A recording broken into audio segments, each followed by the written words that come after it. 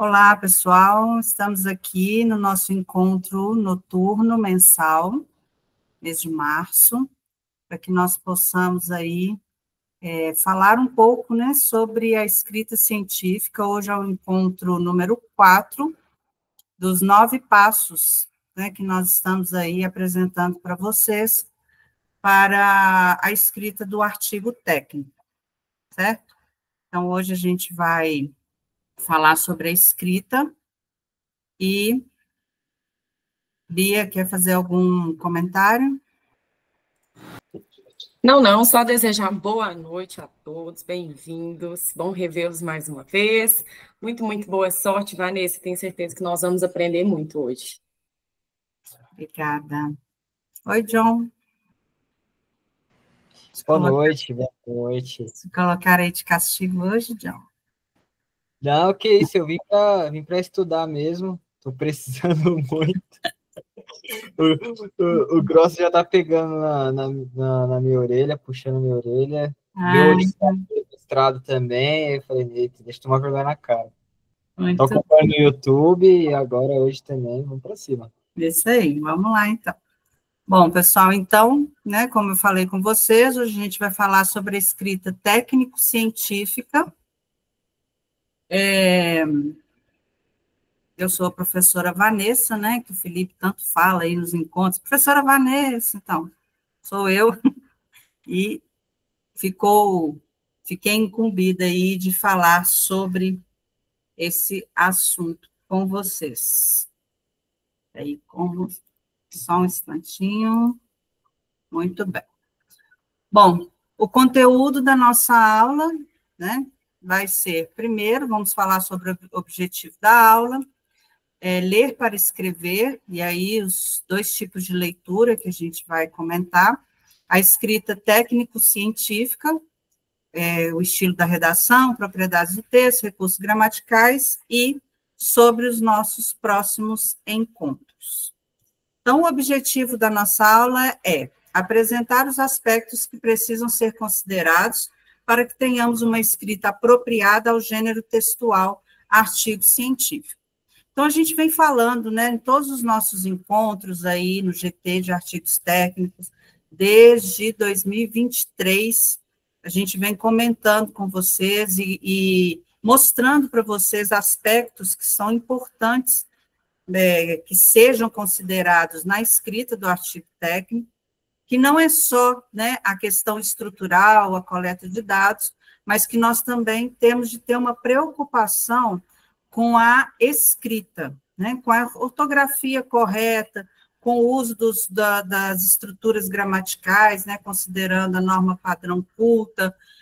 Nós temos que sempre pensar, né, quem é o nosso público-alvo. Então, a gente vem comentando a respeito disso, além do conteúdo técnico, da estrutura do artigo, a gente vem apontando algumas observações, né, com relação à escrita, e com o passar do tempo, com esse período em que nós estamos juntos, estudando, lendo, comentando os artigos, vocês mesmos, né, que são participantes do GT, que acompanham os nossos encontros, né, e que desde o ano passado tem feito esses comentários junto com a leitura dos livros, né, dos artigos, vocês têm observado situações, né, de ortografia, de pontuação, de concordância, estrutura, que são inadequadas para a escrita de um artigo científico, né, um técnico científico. Então, quando a gente fala de artigo científico, a gente está falando de um gênero textual. Então, se nós pegarmos, por exemplo, a linguística, né, a análise de textos, nós temos que saber diferenciar o que é tipo textual, o que é gênero textual, tá? Então, só assim, rapidamente, o tipo textual, ele é um texto, a gente tem 5 tipos textuais básicos, que é a dissertação, a descrição, a narração, né, a injunção. Então, são tipos textuais, e o gênero são todas as variações dentro desses tipos textuais.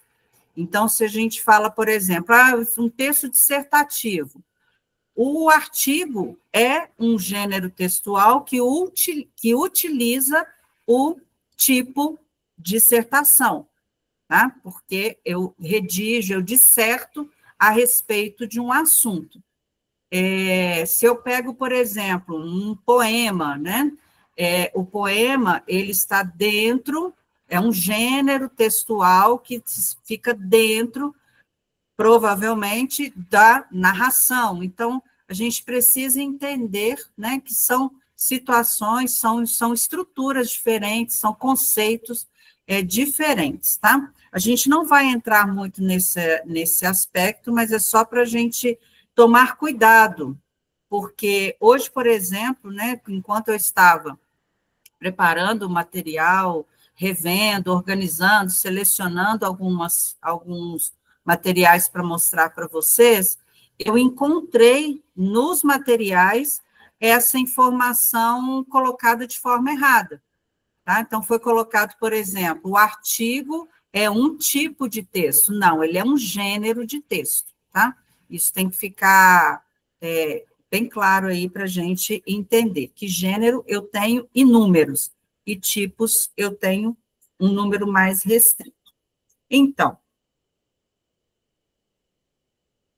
o que acontece? A gente vem trabalhando muito a nossa leitura, né, no GT. Essa leitura, ela tem um dos nossos objetivos, além do conhecimento que nós estamos adquirindo, agregando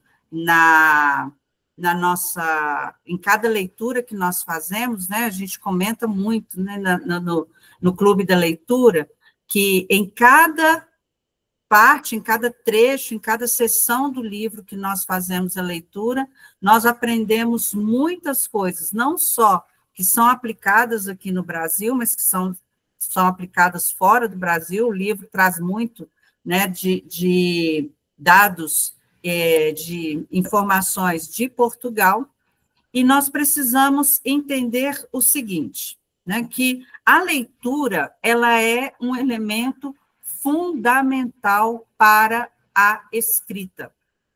Por que ela é fundamental? Porque ela me permite construir dados, coletar informações, construir conhecimento, agregar vocabulário, agregar informação gramatical. Ela me permite ela é um recurso que me permite trazer muitos dados, muitas informações que vão me auxiliar na minha produção de texto, tá? Então, por exemplo, tá? Quando a gente fala assim, eu preciso ler de forma crítica. O que é ler de forma crítica?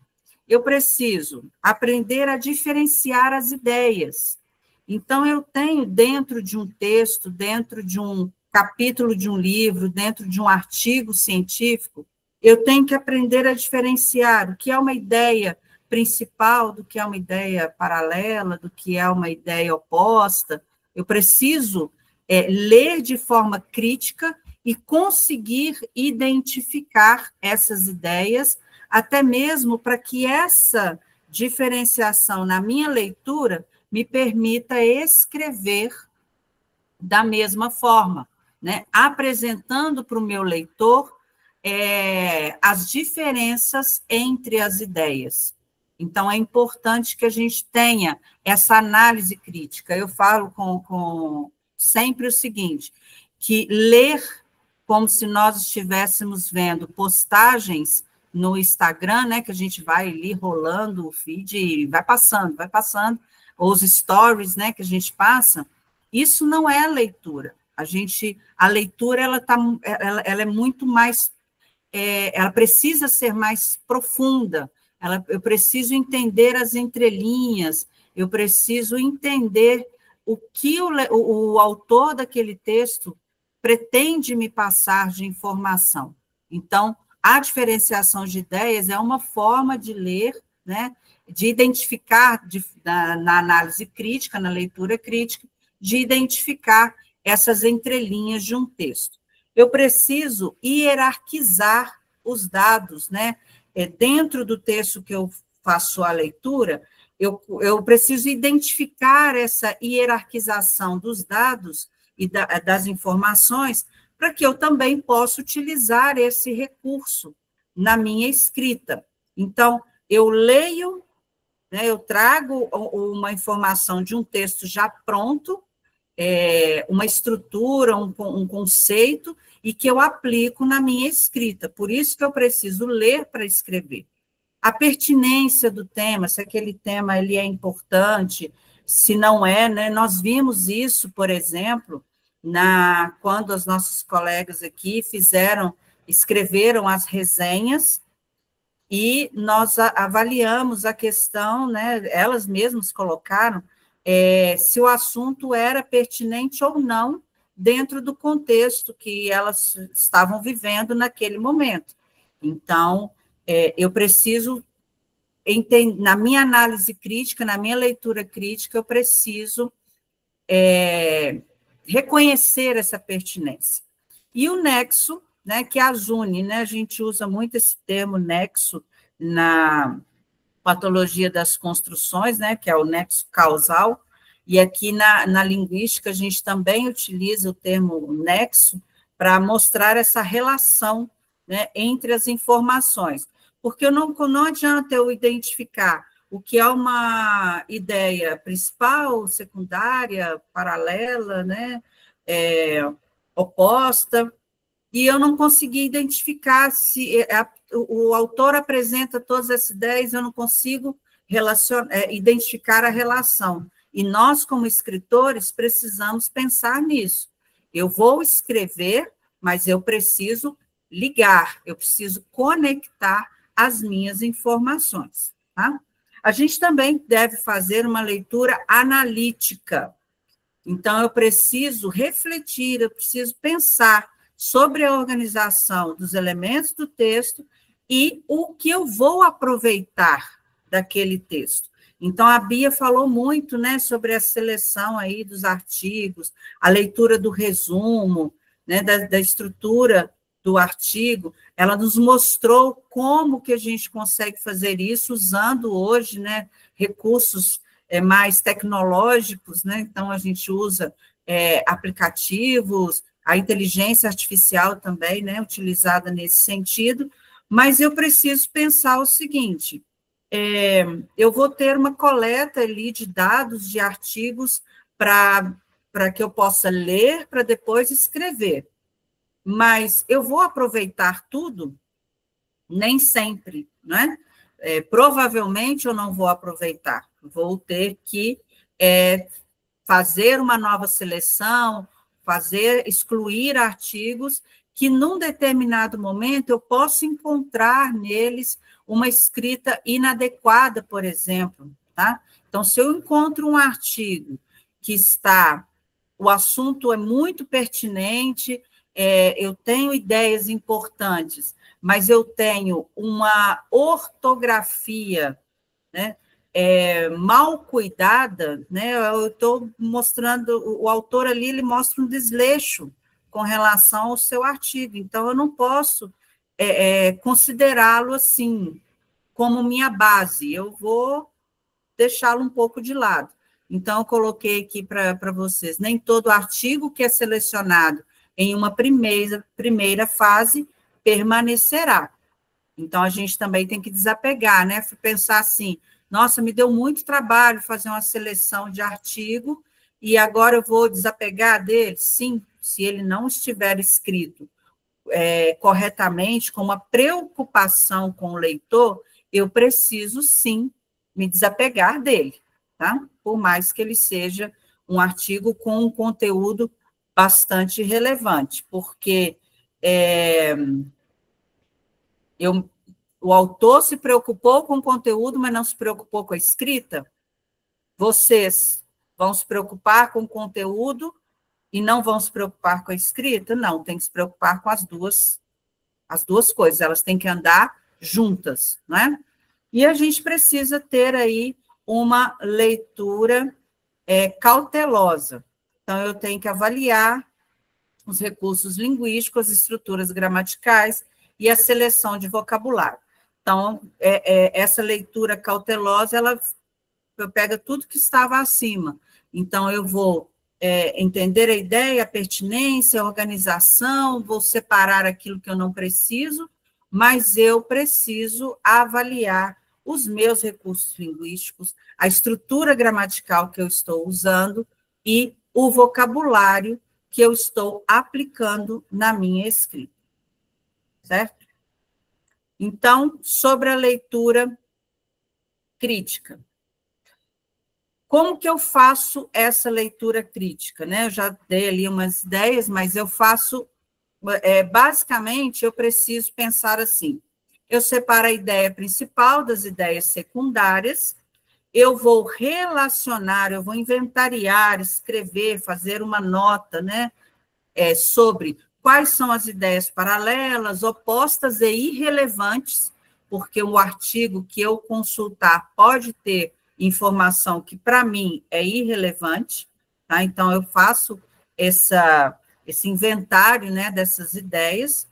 Eu preciso ordenar a sequência das ideias, então, o que é prioritário para mim, que eu vou utilizar na minha escrita e como que eu vou escrever, e uma questão gramatical que é muito importante, tá? Que é observar no meu material de origem ou no meu material de consulta, aquele que eu estou usando como a minha referência ali de bibliografia, eu preciso observar as orações coordenadas e subordinadas. O que significa isso? Eu preciso conhecer dentro da estrutura gramatical, né, da língua portuguesa, o que são essas orações. Então, o que é uma oração coordenada e o que é uma oração subordinada. Então, levando aí para a questão da aplicação isso na escrita. Então, o que é uma oração coordenada? É uma oração que ela tem sentido próprio, ela independe de outra para existir, tá? E a oração subordinada, o nome já fala, ela depende de alguma coisa, o subordinado sempre depende de alguém, né? Então, a oração subordinada sempre vai depender de uma outra informação. Então, por exemplo, uma forma que eu sempre levo assim, quando eu vou falar a respeito disso, sobre as orações, eu não falo especificamente sobre oração coordenada e subordinada. Eu falo com o pessoal o seguinte, se você conhecer, se você tiver em mente quais são as conjunções coordenadas, o que não é conjunção coordenada é subordinada, então fica mais fácil para você diferenciar. Por que eu falo das coordenadas? Porque as coordenadas, elas fazem parte de um grupo muito menor do que das subordinadas. Então, por exemplo, todos nós utilizamos as conjunções mas, porém, entretanto, contudo. Essas conjunções são conjunções coordenadas adversativas. Por quê? Porque elas trazem uma ideia de oposição, de adversidade, certo? Então, eu já gravo, coordenadas são as adversativas. Lembra do mas. Se você lembrar do mas, todo mundo que é amigo dele vai estar lá no mesmo grupo, então você já sabe que é uma oração coordenada. Conjunção aditiva, é a conjunção e, né, que para a gente aqui em Minas, né, é i, lá no sul é e cada lugar é de uma forma, tá? Mas essa conjunção, qual é a ideia dela? De somar informações. É uma conjunção coordenada aditiva. Então, se ela soma informações, eu posso pensar, conjunção que vai somar, e, pronto, é coordenada, tá? Aí eu tenho, por exemplo, uma conjunção aditiva que esses dias mesmo eu estava lendo um texto, e eu não... Foi até numa prova, tá, gente? Estava fazendo prova de mecânica dos solos.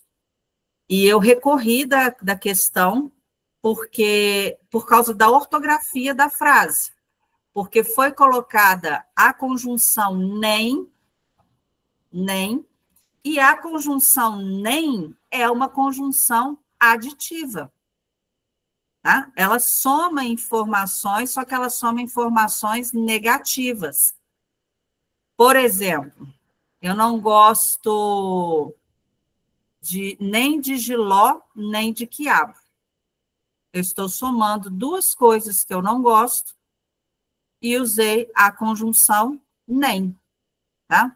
Por quê? Porque eu quero dar uma ideia de coisa negativa, mas eu preciso trazer as duas informações juntas. Então, para trazer as duas juntas, eu uso a conjunção nem. E aí eu recorri da questão, consegui, tá? O recurso, pontuação. Então, por quê? Lá na frase foi usada a conjunção nem numa frase afirmativa, e essa conjunção ela é usada em frases negativas. Tá? Que mais que a gente tem de coordenadas? A gente tem as seletivas. Ou, por exemplo, tá? Ou nós estudamos métodos de diagnóstico, né? Aproveitar o grosso está aí. Então, métodos de diagnósticos, ou nós estudamos sistemas de impermeabilização. As duas coisas juntas ao mesmo tempo, nós não vamos conseguir estudar. Então, a gente faz o quê? Uma seleção, a gente faz uma escolha. Então, eu já falei 4 grupos, né? Falei 4 ou 3? Não, falei 3. Falei da adversativa, a aditiva e a seletiva. Falta a distributiva. Ora eu estudo impermeabilização, ora eu estudo métodos de diagnóstico.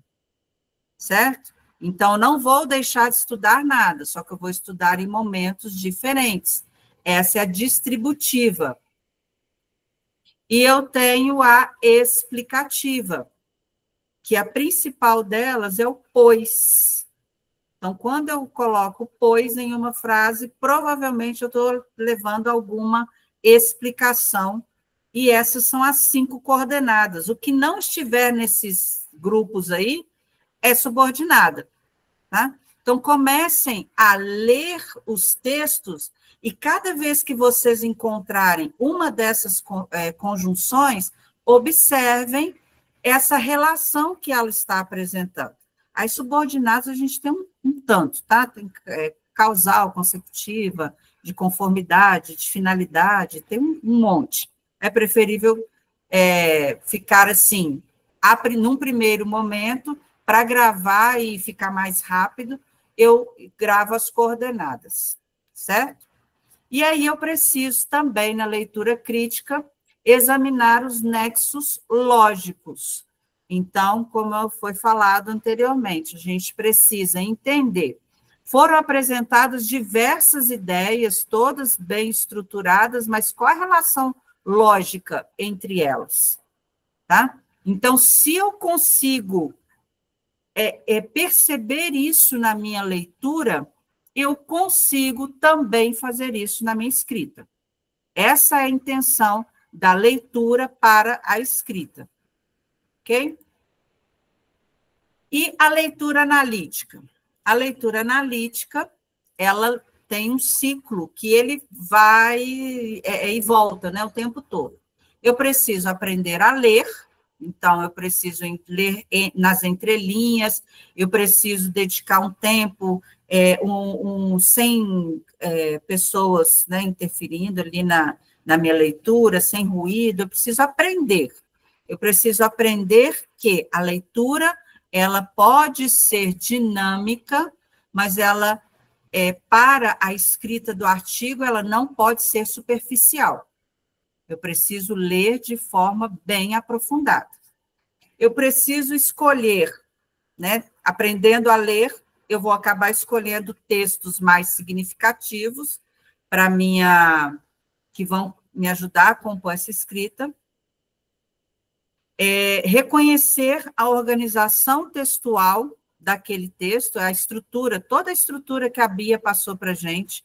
Então, é importante a gente reconhecer essa estrutura, a gente lembrar, né, que o artigo ele tem resumo, ele tem introdução, ele tem o método. Então, todos aqueles elementos que fazem parte da organização do gênero textual, eu preciso reconhecer essa organização dele. A interpretação, se eu aprendi a ler, eu consigo fazer uma boa interpretação, não é? Eu consigo enxergar além daquilo que está nas palavras, porque é necessário enxergar aquilo que está além das palavras. A capacidade de distinguir fatos, opiniões e hipóteses, tá? Porque nem tudo que é opinião é fato, né? E as hipóteses, elas são criadas e elas precisam aí de uma comprovação para que elas se tornem fatos. Então, a gente precisa saber diferenciar esses três elementos e entender o significado das palavras. Então, quem está participando aí do Clube da Leitura, observa que nos primeiros capítulos que nós lemos textos produzidos por autores de Portugal, em vários momentos nós tivemos, enquanto acontecia a leitura, alguém do grupo estava pesquisando o que significava uma determinada palavra para que todo mundo pudesse fazer a interpretação correta daquela frase, porque são palavras que não são utilizadas, né, na língua portuguesa do Brasil. Então, nós precisamos fazer isso. A gente teve um texto, foi logo no início da leitura do livro... esqueci o nome do livro. De manutenção das edificações, acabei de olhar ali. Logo no início da leitura do livro, Manual de Manutenção das Edificações, nós pegamos um capítulo que encontramos assim, umas 5 palavras em uma sessão que ninguém sabia o que significava.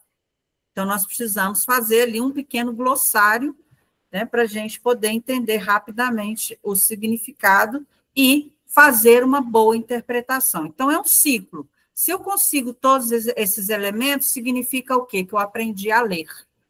Então, vai me facilitar também na minha produção. E, chegando na escrita, o que nós temos de ter o cuidado, tá? O estilo da redação. Qual é o estilo de redação que eu estou produzindo? Redação escrita, tá? Não estou falando de redação de disciplina, nada disso, não. A redação é no ato de redigir. As propriedades do texto e os recursos gramaticais. Então, vamos falar sobre cada um deles. O estilo da redação. O estilo da redação, ele parte do princípio de que eu preciso ter uma brevidade, uma concretude, uma consistência, impessoalidade, precisão e simplicidade. Resumindo tudo, eu preciso ser objetivo, tá? Então, eu estou escrevendo um artigo técnico-científico, eu preciso ter uma linguagem objetiva, tá? Esse material aqui, eu vou complementar com um material que, inclusive, foi o Grossi, que passou para a gente na aula dele, lá na IPOS, que é sobre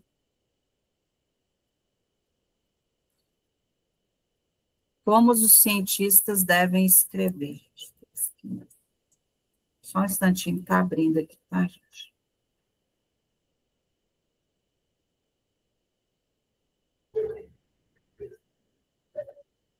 Ele mesmo.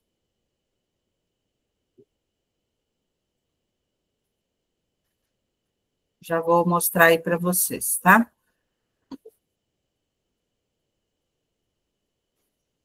É um material muito interessante que o Gross passou para a gente. Quem fez a pós aí em patologia deve ter recebido também esse material.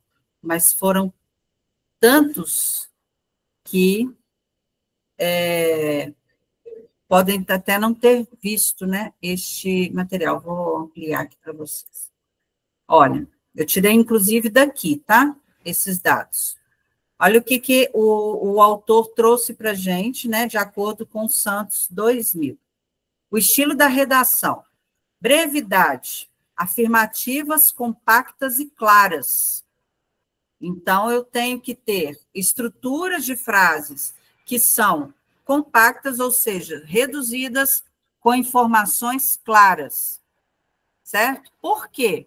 Porque se eu começo a escrever muito sobre o mesmo item, sobre a mesma informação, eu posso me perder naquilo que eu estou escrevendo.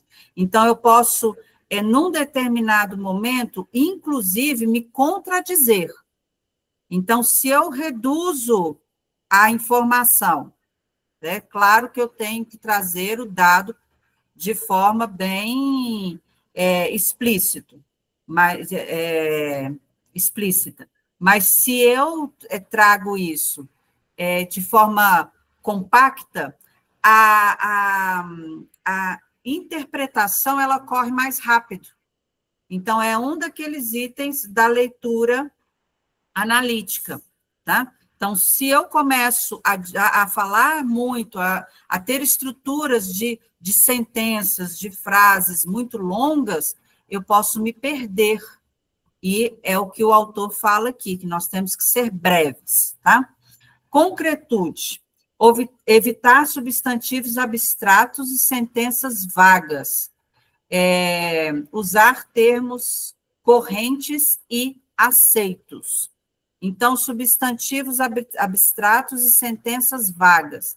Em vários momentos, nós nos deparamos com textos que nós não conseguimos entender a frase, né? A informação que foi apresentada. Por quê?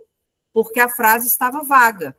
Ela estava, assim, muito longa e nós não conseguimos chegar no objetivo que nós queríamos, que era entender aquela frase. E é claro, é possível perceber isso quando a gente faz o quê? A leitura analítica. Então, quando eu for escrever, eu tenho que lembrar, eu não posso colocar frases longas. Mas aí, o que são substantivos abstratos, né? Só para lembrar todo mundo, essa é uma das os primeiros conteúdos de língua portuguesa que nós estudamos, são substantivos. Os substantivos abstratos são aqueles que nós, sim, bem superficialmente, são aqueles que nós não temos contato, a gente não consegue encostar, a gente não consegue, a professora fala, é aquilo que você não consegue pegar, tá? Então, isso é um substantivo abstrato. Usar termos recorrentes e aceitos. Então, termos, palavras que são da linguagem atual. Eu falo, por exemplo, tá, não referindo-me a artigos técnicos, mas a literatura de forma geral, eu tenho dificuldade na leitura de ter livros de Machado de Assis, por exemplo, porque ele usava a linguagem da época em que ele escreveu. Então, para aquela época, era aceito. E para a nossa época, é mais difícil entender. Então, nós também temos que pensar assim como Machado de Assis escreveu seus livros, né, utilizando a linguagem da época dele, nós também temos que utilizar a linguagem da nossa época. É claro que nós não podemos usar, todo mundo sabe aqui, né, a gente já lida com isso há bastante tempo, nós não podemos usar jargões, nós não podemos usar gírias, né, não podemos usar palavras chulas, né, então a gente tem que tomar cuidado. E pensar que nós estamos escrevendo um texto científico. É um texto que vai ter uma circulação ampla. Então, várias pessoas com níveis de conhecimento diferentes terão acesso a esse nosso material. Então, a gente precisa tomar o cuidado com essa escolha da linguagem. A consistência, né? Visão objetiva dos fatos, sem envolvimento pessoal. Então, o fator impessoalidade, né, que vem aí logo depois, ele é fundamental no artigo técnico. Quantas vezes nós lemos artigos que, por um deslize, por uma falta de uma revisão ou por falta de cuidado, nós vimos que o autor colocou ali algo relacionado à primeira pessoa, né? Primeira pessoa do singular e primeira pessoa do plural. Nós não podemos, nós temos de usar sempre a impessoalidade. Para usar a impessoalidade, o que nós lançamos mão aí, né? O nosso recurso é a utilização da voz passiva e da voz ativa. Então, a voz ativa, né, o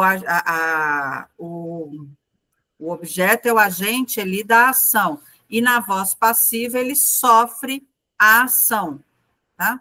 Nós vimos também isso com relação à concordância, né? A gente falou a respeito disso em alguns dos nossos materiais. Usar a linguagem precisa, correspondência entre a linguagem e o fato comunicado, precisão, textos sem complicações, explicações longas e simplicidade, tá? Então, se eu vou trazer uma brevidade, eu vou ser objetivo, eu preciso ser preciso e simples. Quando fala de simplicidade, voltando à questão da linguagem, tá? O uso de palavras. Por que eu vou utilizar em um texto científico termos jurídicos, tá? Que são próprios do ambiente jurídico, a não ser que ele seja um texto voltado a esse ambiente, ok, mas nos textos científicos, técnicos científicos, eu não vou usar termos jurídicos, por exemplo, eu estou dando esse exemplo, que são termos mais complexos, eu não vou usar esses termos num texto técnico-científico. Nem todas as pessoas, né, que vão ler o texto são peritos, por exemplo, né, que o perito ele tem mais facilidade com essa terminologia jurídica por estar nesse meio, mas nem todos estão. Então, por quê? Vamos usar uma linguagem simples, não uma linguagem informal.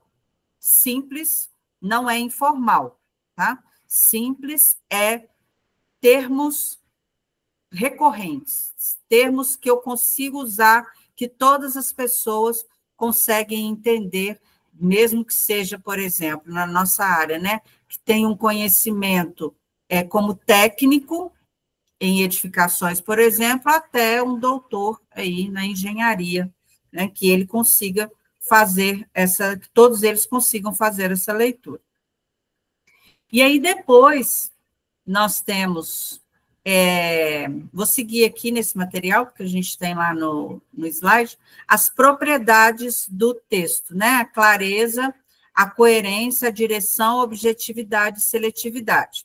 Então, a clareza já foi falado lá na brevidade, né? No estilo da minha escrita. Se eu vou escrever de forma compacta e clara, então a minha redação, ela precisa, meu texto que eu vou escrever, ele precisa ser compreendido na primeira leitura. Tá? Ele precisa ser compreendido na primeira leitura. Mas eu preciso ler várias vezes para assimilar melhor o conteúdo. Sim, mas se em uma primeira leitura você consegue entender um todo, significa que aquele texto, ele é um texto que tem uma clareza nas informações. Os pormenores do texto, você vai ler, né, e vai entender posteriormente. Então, você, como escritor, tem de ter o mesmo cuidado. Você vai escrever de forma que o seu leitor ele possa entender na primeira leitura. E aí eu vou voltar, vou falar com vocês a respeito da frase que eu apresentei lá no ENAPAT, né, do ano passado, que eu coloquei o que é um texto. O texto é um evento comunicativo. Então, se ele é um evento comunicativo, ele precisa comunicar. Para que ele possa comunicar, eu preciso ter o quê? O escritor e aquele que vai receber o texto, o leitor. E para que esse evento de comunicação aconteça, a primeira leitura ela é fundamental. Tá? Porque na primeira leitura, a gente volta para o que a Bia falou. A gente consegue selecionar o artigo que vai ser a nossa fonte de consulta, a nossa base. E para escrever, eu tenho que escrever da mesma forma, porque o nosso texto vai se tornar fonte de consulta para outras pessoas. Então, assim como a gente busca um texto que a gente consegue ler de forma clara no primeiro momento, a gente também tem de escrever de forma clara. Como que eu escrevo de forma clara? Com a simplicidade, com a objetividade, tá? Mantendo uma coerência entre as informações, ou seja, todas as partes do texto interligadas. Como que eu faço para interligar as partes do texto? Eu utilizo as conjunções. São elas que me auxiliam a interligar as partes do texto. Mas são só elas? Não, os pronomes também. Tomar o cuidado com o pronome onde. O pronome onde é utilizado somente para indicar lugar. Tá? Lembrem-se sempre disso. Nós temos grandes autores, grandes professores que escrevem o onde não devem. Tá? Então, o que eu vou usar no lugar do onde? No qual, na qual, cujo, pelo qual, em que, depende do que eu vou escrever, tá? Então, onde é só para lugar, mas o pronome é um elemento de conexão também. A preposição é um elemento de conexão, tá? Então, eu preciso fazer essa coesão do texto, aí vamos lá para o nexo lógico, que eu falei anteriormente, interligar as informações para promover a coerência do texto. Se eu promovo a coerência na minha escrita, é uma coisa que uma coisa vai à outra. Se eu faço a coesão, eu tenho a coerência, tá? E se eu tenho a coerência, eu posso apresentar isso, né, de forma clara, simplificada. Então, tudo está interligado. Eu preciso ter um direcionamento no meu raciocínio. Eu tenho uma linha de pensamento. Como eu falei anteriormente, se nós escrevemos uma frase muito longa, nós nos perdemos. Nosso raciocínio se perde. Então, nós precisamos direcionar, indicar ali para quem vai ler o nosso texto qual é o caminho que eu estou seguindo com o meu texto. Tá? Então, a minha unidade de pensamento ela tem de ser precisa, ela tem de ser bem clara para o leitor. A imparcialidade na escrita, não é? Que aí nós já falamos, né? Tem de ser imparcial, e priorizar conteúdos importantes. Então, muitas pessoas, quando vão fazer a seleção do tema, não é? se perguntam assim, o meu tema é relevante? O meu tema é importante?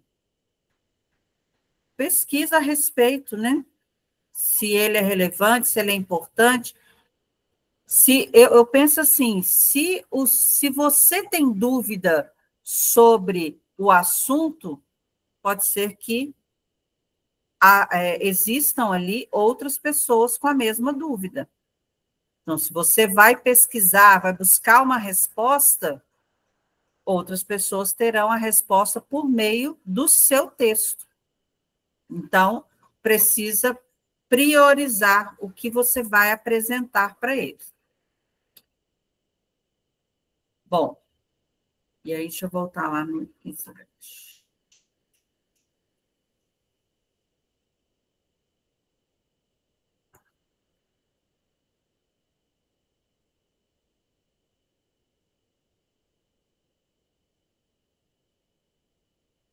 E aí, como eu apresentei para vocês, né, a questão do estilo da redação e as propriedades do texto.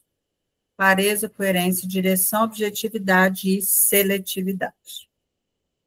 Agora, falando de recursos gramaticais, onde o calo aperta para muitos. No primeiro item, regência verbal, tá? É aí que muitas pessoas têm dificuldade. Por quê? Porque nós falamos muito errado. Nós falamos sem considerar a regência verbal. A regência verbal, para que vocês... eu coloquei 2 vezes substantivo. A regência verbal, para que vocês possam entender o que é, tá? Vocês vão lembrar de uma das aulas mais difíceis de português, que é transitividade verbal, tá? É entender se o verbo é transitivo direto, se ele é transitivo indireto, se ele é transitivo direto e indireto, ou se ele é verbo intransitivo, ou se ele é verbo de ligação. Tá? A Cíntia Rio deve ter sido a aula mais difícil. Tá? Então, já faz um tempinho já, Vanessa. A transitividade verbal, ela é muito complicada mesmo, tá? E aí, a gente tem que tentar simplificar isso, tá, gente? É difícil, mas a gente tem que tentar simplificar. Eu acho que eu já comentei com vocês a respeito do exemplo que eu vou dar, mas eu vou falar de novo. É um exemplo que eu dei para um ex-aluno, que depois foi meu colega de trabalho por 6 meses. É o grosso com Aristóteles. Que é o seguinte, eu falei com ele o seguinte, ele chegou cheio de dúvida, falou assim, Vanessa, como que eu vou entender o que é um verbo transitivo direto e um verbo transitivo indireto? Tá?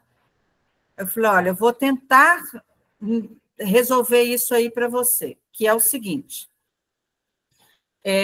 você, já falando com ele, né, eu falei assim, olha, você já formou aí em Direito, é um advogado renomado na nossa região, ganhou muito dinheiro e resolveu comprar uma Ferrari, tá?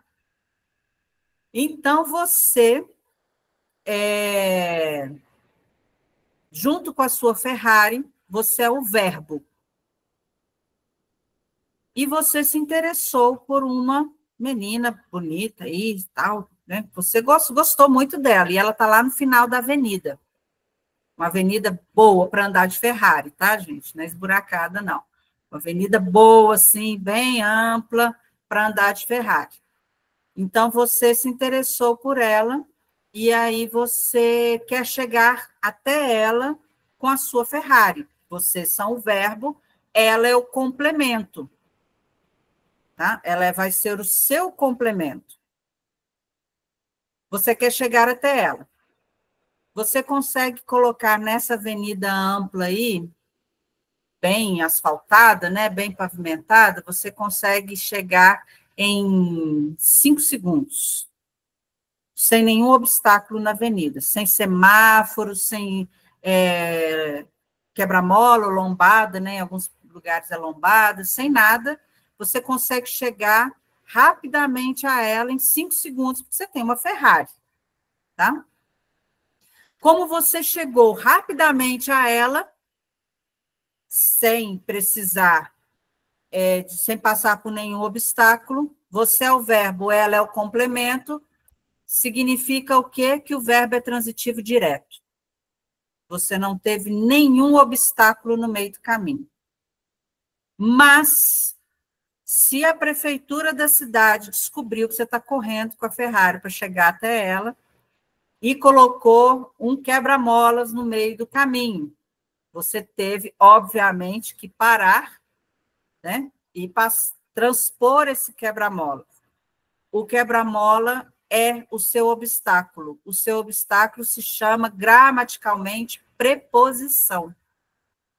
Então, você, verbo, encontrou uma preposição no meio do caminho, teve que passar essa preposição para chegar ao complemento. Essa preposição fez com que o verbo se tornasse um verbo transitivo indireto. Você não conseguiu chegar rapidamente até a moça que você estava interessado. Falei isso para ele, resolvido o assunto. Porque aí, nas questões sobre isso na prova, ele acertou, lembrou da Ferrari, da menina, do quebra-mola, resolvido o assunto. Tá? Porque a gramática fala isso. Verbo transitivo indireto é um verbo que precisa de um complemento e entre o verbo e o complemento não tem preposição. Direto. Verbo transitivo indireto é o que tem o verbo, o complemento e entre os dois existe uma preposição, que pode ser a preposição a, de, com, em, e aí depende do verbo. O verbo transitivo direto e indireto é o que precisa de 2 complementos, um sem preposição e o outro com preposição. E o verbo intransitivo não precisa de ninguém. Ele é autossuficiente, tá? Então, se ele não precisa de ninguém, ele não tem complemento. O verbo, assim, que a gente mais usa para dar o exemplo de intransitividade é o verbo morrer, tá? Fulano morreu. Pronto. Eu não preciso completar a informação, não. Eu só completo se eu quero. Se eu não quiser, não precisa. Isso é um verbo intransitivo, tá? E o verbo de ligação é o verbo ser. Então, é isso, a regência verbal. Todo verbo que precisa de uma preposição é o que complica a vida de todo mundo. Então, junto a, né, juntar-se a, referir-se a, ir a, esse a é a preposição. Então, significa que esses verbos são transitivos indiretos. Então, como eles são transitivos indiretos, eles precisam de uma preposição entre o complemento. É um dos maiores erros que a gente encontra nos textos, tá? Então, quando vocês forem escrever, procurem informações sobre a transitividade dos verbos. O próprio dicionário já traz para vocês isso. No dicionário, ele tem o verbete e aparece assim, VTD, verbo transitivo direto. VI, verbo intransitivo. Tá? Do lado do significado da palavra, do lado do verbete, da palavra em si, antes de trazer o significado. A concordância verbal é outro fator também muito complicador aí na hora de escrever. Então, por isso que aquela questão das frases longas, a gente precisa evitar, porque se nós escrevemos frases longas, nós podemos prejudicar a concordância, porque o sujeito e os verbos referentes a esse sujeito podem ficar muito distantes, e aí eu acabo escrevendo de forma incorreta, né, concordando de forma incorreta. Os artigos e os substantivos, eu coloquei substantivo ali 2 vezes, depois eu vou apagar antes de mandar para vocês. Os artigos, que eu já até falei com vocês, né? Numa frase em que eu tenho um substantivo masculino e um substantivo feminino, eu preciso colocar o artigo para cada um, tá? O estudo e a análise. O que a maioria dos autores e escritores de engenharia fazem? O estudo e análise. Esquecem desse A antes da palavra análise, mas ela é um substantivo feminino, ela precisa do artigo, né? As conjunções subordinativas e coordenativas, que eu já falei com vocês a respeito delas. Substantivos, pronomes, também já falei, o onde, não é em todo lugar que eu posso colocar o onde. Já falamos também, conversamos a respeito várias vezes, né, da anáfora e da catáfora, com o pronome esse e este, essa e esta. Então, se eu vou apresentar a informação é nova, eu uso este. Se a informação é antiga, eu uso esse, tá? Voz passiva e voz ativa, também já falamos a respeito, são essas 2 vozes que permitem que o meu texto se torne um texto impessoal. Eu escrevo de maneira em que eu não coloco um sujeito para ele. E é isso. Muita coisa, mas espero, né, que tenha entrado aí. E os nossos próximos encontros, já coloquei até a data aí para todo mundo, para que ninguém se perca. Metodologias de pesquisa, oportunidades de publicação, formatação e submissão de artigos, como lidar com revisões e comentários críticos, ética na pesquisa e publicação técnico-científica. Bom, pessoal, é isso, espero que a gente é muita coisa, assim, eu não consigo entrar nos detalhes, né, de cada item, mas vai chegar um momento em que a gente vai entrar nesses detalhes, tá? Mas para vocês pensarem dessa forma, é um processo, a escrita é um processo, né? E esse processo parte de uma boa leitura, eu consigo ter uma boa escrita, não é? E se eu consigo perceber, fazer a leitura analítica, fazer a leitura crítica, eu consigo identificar os problemas nos textos, no que se refere à língua portuguesa, e não cometer os mesmos erros, tá? É isso que é importante, a gente não pode cometer os mesmos erros de materiais que já estão prontos. E não é que isso é difícil de acontecer, não, isso é frequente, tá? E sempre, aí eu vou lembrá-los mais uma vez, sempre que terminar de escrever um artigo, sempre que vocês escreverem algo, procurem um revisor, peçam alguém para fazer a leitura. Que seja esposo, namorado, amigo, qualquer pessoa que faça a leitura. Porque se ela entendeu seu texto alcançou aqueles elementos de objetividade, simplicidade, clareza, tá? Que é o fundamental na nossa leitura. E aí eu vou enviar para vocês não só os slides, mas também os dois o material que o Grossi passou para a gente. Deixa eu só complementar, me dei só mais 2 minutinhos? Não, vão ser 2, não, vai ser um pouquinho mais. Espera aí. Deixa eu só ler para vocês uma coisa que eu achei muito interessante nesse material que o Grossi disponibilizou, que é o seguinte: as frases longas, né, a gente falar demais a respeito de um assunto. Estou falando muito, aí eu preciso encurtar, eu preciso compactar aí meu texto. Por exemplo, né, manter, aqui são várias frases que foram coletadas de artigos. E aí aqui está, por exemplo, o autor quer florear o seu texto. Aí ele coloca assim, manter um alto grau de atividade. É só escrever, trabalhar bastante. Estou falando a mesma coisa. Tá? Se de alguma forma for possível, é só colocar, se for possível. É o objetivo.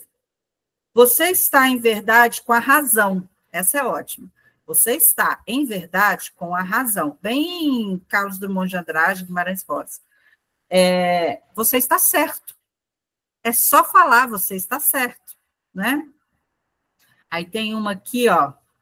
Num período da ordem de uma década. Olha aqui, ó. Num período da ordem de uma década. É só por cerca de 10 anos. Tá? Num nível teórico, em teoria. Então, é para a gente alcançar aquela rapidez, né? Eu preciso ser breve. É lógico que o breve, como eu falei, não é omitir informação, não é fazer o meu texto superficial, mas ir direto ao ponto, ser sempre objetivo, tá? Observou-se no decurso da demonstração que era só colocar foi observado, tá? E não observamos, ok? É isso. Pode falar, Cíntia, agora. Né? Uma dúvida, nessa planilhinha que você acabou de mostrar, tá. Tinha uma frase ali, acho que estamos procurando usar.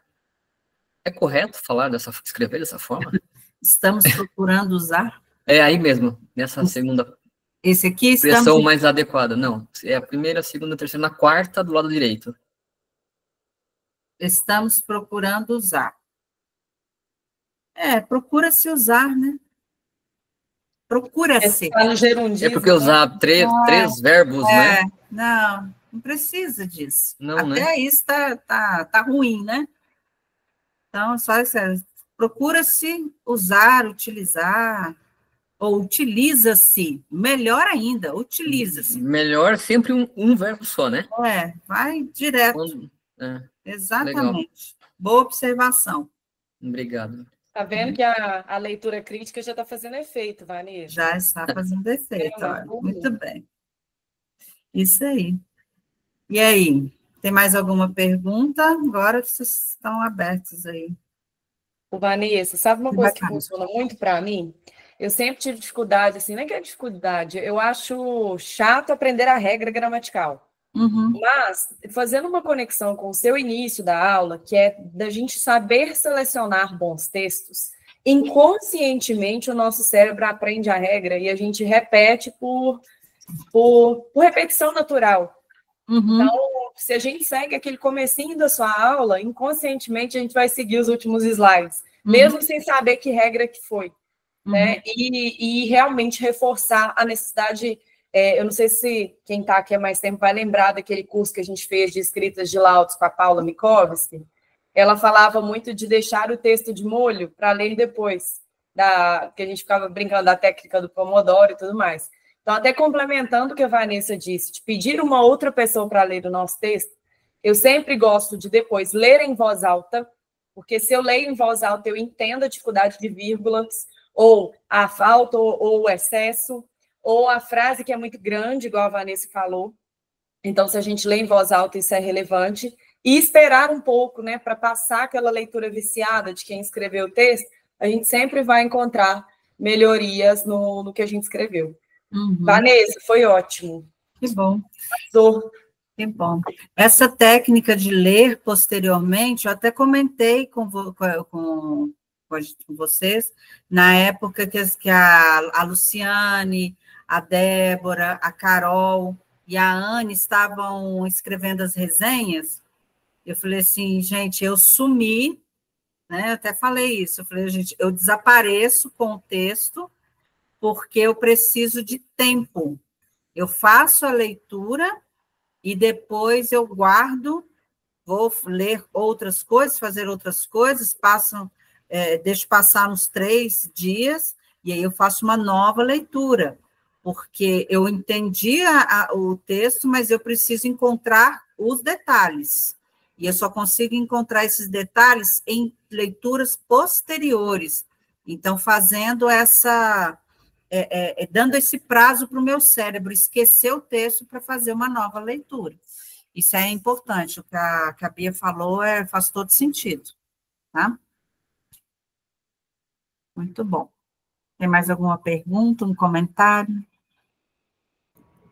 Eu gostei demais. Eu achava que não sabia nada, agora eu tenho certeza.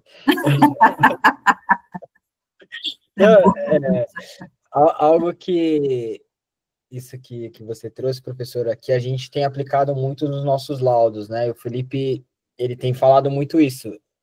Se tá demais a palavra, se tá ali e não faz sentido, não escreve. Igual, às vezes a gente escrevia nas nossas conclusões, com base na vistoria, nos ensaios, no dia tal, na norma de inspeção, não sei o quê, conclui-se que a fachada é criticidade alta. Para que isso? É só colocar, conclui-se que a fachada apresenta criticidade alta, porque se você concluiu, é com base no ensaio, é com base na vistoria, é com base na norma, não é com base em outra coisa. Então, isso de suprimir coisas que são desnecessárias faz total sentido. Muito bom. É verdade. Eu vi o dia que a Sabrina gravou o Felipe explicando para vocês isso. Faz muito sentido, né? É você ser objetivo, né? É você tornar a informação simplificada, claro, né? Com coerência, mas de forma simples, sem ficar prolongando muito. Pode falar, Débora. Van, primeiro quero pedir desculpa, que eu fiquei a maior parte do tempo com a câmera desligada, mas aqui tá o caos.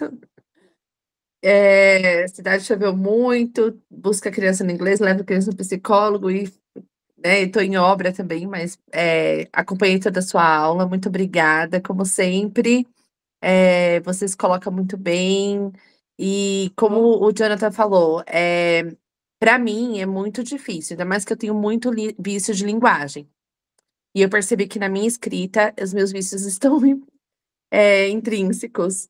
Mas, conforme nós vamos escrevendo mais, lendo mais, eu notei uma melhora nos meus textos, nas minhas escritas, e muito do que a gente aprendeu na resenha, que você orientou, assim, eu procuro aplicar, né? Então, é uma aula que esses slides que você colocou, é uma aula para a gente deixar ali do ladinho e sempre estar consultando, né? Vamos dizer assim, material obrigatório agora. Parabéns e muito obrigada. Obrigada a você, Débora. Débora, sobre os vícios de linguagem, até esse semestre eu estou lecionando a disciplina de português instrumental. O meu chefe me obrigou, sabe, a lecionar essa disciplina. Mas aí, o que eu falo com eles, né, com os alunos, porque assim, eu tenho muitos jovens e adultos, então eu tenho os extremos, a linguagem muito coloquial do jovem, com uma linguagem do adulto, que muitas vezes é uma linguagem também que ela não é cuidadosa, mas na fala. Então, eu falo com eles o seguinte, comecem a se policiar mesmo, sabe? Quando você fala alguma coisa, mesmo que você não perceba em tudo, mas nos vícios de linguagem, nas gírias, evita né? Eu falo com eles assim, evitem utilizar, porque senão na escrita vocês vão apresentar isso. E eu tenho, por exemplo, eu tenho 3 adolescentes, e a Manu, quando ela vai falar alguma coisa comigo, ela fala tipo assim 200 vezes. No terceiro tipo, eu já falo assim, mas de novo, né? Já foram 3 tipos, vai vir o quarto, então aí ela para. Então, assim, é minha filha, né? Eu não vou fazer isso com outras pessoas. Mas a gente consegue perceber, né? Então, se você percebe isso, Débora, é fantástico, porque aí você, na escrita, você vai perceber a cada vez a melhora, né, na sua escrita. Isso aí é importante também. Muito bom. Sim, com certeza. E nós, como técnicos, as pessoas esperam que seja colocado de uma maneira mais clara, né? Aí, ó, né? Mais clara, mais precisa. E quando foi semana passada, eu fui no encontro de mulheres empreendedoras, um evento maravilhoso do Sebrae. E aí levaram 3 mulheres, 3 não, 4 na verdade, mas eram 3 empresas. Então uma advogada, né, e uma moça que vendia brindes e a outra de escova. Então assim, são pessoas que estão estudando, a que vendia brindes ela era atleta, mas na hora da apresentação, fora a advogada, as demais elas tinham muito erro na concordância verbal, no seu posicionamento. E aí eu fico pensando, como isso me preocupa, porque assim, queira ou não queira, a gente utiliza também os meios, ou a gente tem o objetivo de estar aí apresentando os artigos, seja no Enapat ou em outros locais, ou de repente, numa mesa igual a Carol participou esses dias no Expat. E aí, como que fica a nossa credibilidade, né, perante a esses erros gramaticais, de concordância, tudo mais. E isso fica muito evidente. E assim, eu não sei, eu às vezes fico com vergonha se eu falo muito rápido, às vezes eu vou ver o meu vídeo, eu, puxa, falei tal coisa. E aí a gente acredita que é uma preocupação que nós temos que ter, né? E, enfim, você tem me ajudado muito. Obrigada, mesmo, de coração, mais uma vez. Obrigada a você. A gente observa, o Felipe fala muito isso, né, John? Essa questão da linguagem, o que nós transparecemos com a nossa linguagem, né? O que as pessoas veem, né, quando a gente fala de forma incorreta ou escreve, isso foi muito pontuado também no curso do Anderson, nos laudos estruturais, no curso da Alice na TC. Então, assim, todo mundo está puxando a orelha, é a questão da gente colocar em prática.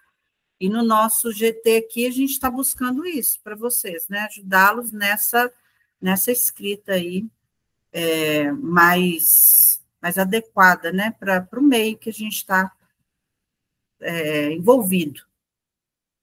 Ai, gente, o Grosso vai falar. Olá, parabéns, Vanessa. Desculpa não estar podendo participar, né? Sentadinho aí, mostrando a cara. Mas eu escutei toda a aula, parabéns. E eu queria só falar um pouquinho, até um depoimento meu, né, em relação à minha experiência com a linguagem. Eu sempre fui um péssimo aluno de português, porque é mais por uma resistência íntima em achar que eu era de exatas e achar que o idioma ele era ilógico, né? Então eu falo assim, não, a disciplina, ela não, sei lá, eu não vou gastar energia com isso porque ela é errada, né? Então na minha mente era mais ou menos isso e eu sempre ia muito mal, fiquei de exame, enfim, quase repeti de ano já por causa de português. Até que mudou uma chavinha em mim, né? E hoje eu reforço a necessidade de estudar, e por isso que eu citei Aristóteles ali no chat, porque é verdade. Depois pesquisem, Aristóteles influenciou toda a nossa linguagem da parte ocidental, tá? A estrutura lógica da linguagem, ela foi fundada pela lógica aristotélica. E daí, depois que eu comecei a ver algumas coisas, daí eu vou citar algumas delas só para mostrar, eu acho que cultivar em vocês, ou fomentar em vocês o interesse pelo estudo mais profundo da linguagem. Se você não sabe traduzir em palavras o seu pensamento, é que seu pensamento é confuso. Então, você escrever melhor te ajuda a pensar melhor. Isso é essencial, né? Então, a primeira coisa, se você quer raciocinar melhor, resolver problemas melhor, você tem que saber escrever melhor, porque senão você não vai conseguir. E tem estudos científicos que provam isso, né? Que a sua capacidade cognitiva está atrelada à sua capacidade da linguagem, o quanto você compreende de uma linguagem, vocabulário e tudo mais. Pessoas com vocabulário mais limitado pensam de forma mais limitada que pessoas que têm um vocabulário, uma linguagem mais sofisticada.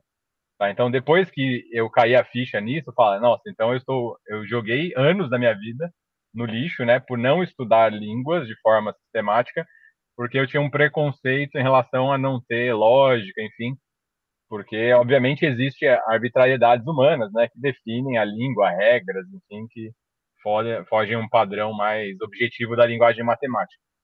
Mas acho que essa daqui é a grande questão, né? Eu mudei de chave quando eu pensei isso. E acho que isso que eu falei vai resumir tudo que vocês falaram, né? Porque eu vou conseguir falar melhor, porque na verdade, em essência, você está pensando melhor, né? Eu acho que o que a gente mais preza na vida é ter uma capacidade cognitiva de raciocínio melhor, né? Então, acho que a linguagem contribui para isso, não só coisas, né, matemáticas, lógica, enfim. Porque a linguagem, então, contribui para isso. Mas, então, parabéns novamente. Só queria comentar isso com vocês. E é isso. Deixa eu só mostrar. Obrigada, Gross. Faz todo sentido, né? Só mostrar para vocês aqui as referências que eu não mostrei. Inclusive, lendo esses 2 artigos, né, que o Gross compartilhou, eu vi que o autor do material, dos artigos, ele consultou os 2 livros que eu também consultei. Esse livro aqui, ó, do João Bosco Medeiros, o Redação Científica e o Redação de Artigos Científicos. Então, e o da Lakatos, né, da Eva Maria Lakatos e Marconi, não tem como não consultar, tá?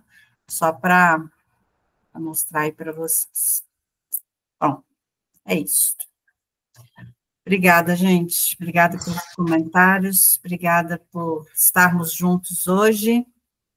Muito bom, muito bom. Muito bom, né? É bom estar com vocês, é bom falar um pouco e aprender um pouco também, né? Na quinta-feira, nosso encontro de manhã. Nesta quinta eu estarei, tá, gente? Vou dar folga para a Bia e para o Grossi. Então, eu vou tentar participar de todos, porque esse artigo agora que a gente está lendo está ótimo. É muito bom, né? Eu li, tá? Eu li depois. Não é bom? É. Está imperdível. Cíntia, acorda Vamos fazer cedo. nossa foto? Vamos. Pera. Acorda cedo, Cíntia. Opa, eu acordo todo dia, 4h30. Nossa, mano. É, verdade. Vem encontrar com a Mas eu gente. vou voltar a participar da leitura. Vocês estão lendo o artigo agora? Vocês não estavam lendo o livro? Não, tá no Não, é livro. É porque o livro é cheio de artigos, né? O livro é esse. Manual de Manutenção. E o artigo está dentro do livro, é isso? É, porque é um compilado, né, de vários textos legal. de autores diferentes. Aí tem um artigo lá que está contando a história das manutenções, que é bem legal, assim. A gente sabia que o negócio veio antes da Primeira Guerra Mundial, esse conceito. E a gente discutindo no Brasil que é novidade para as construções, né? Legal. Então, bora para a nossa foto. Todos preparados? Ale, vai ligar a câmera. Grossa, Carolina, você. depois se você quiser comentar alguma coisa, tá? Tirar alguma dúvida, fica à vontade. Mas tá ligado, não tá, minha? Não, tá não. Não. Não. Esperar a Ale, então.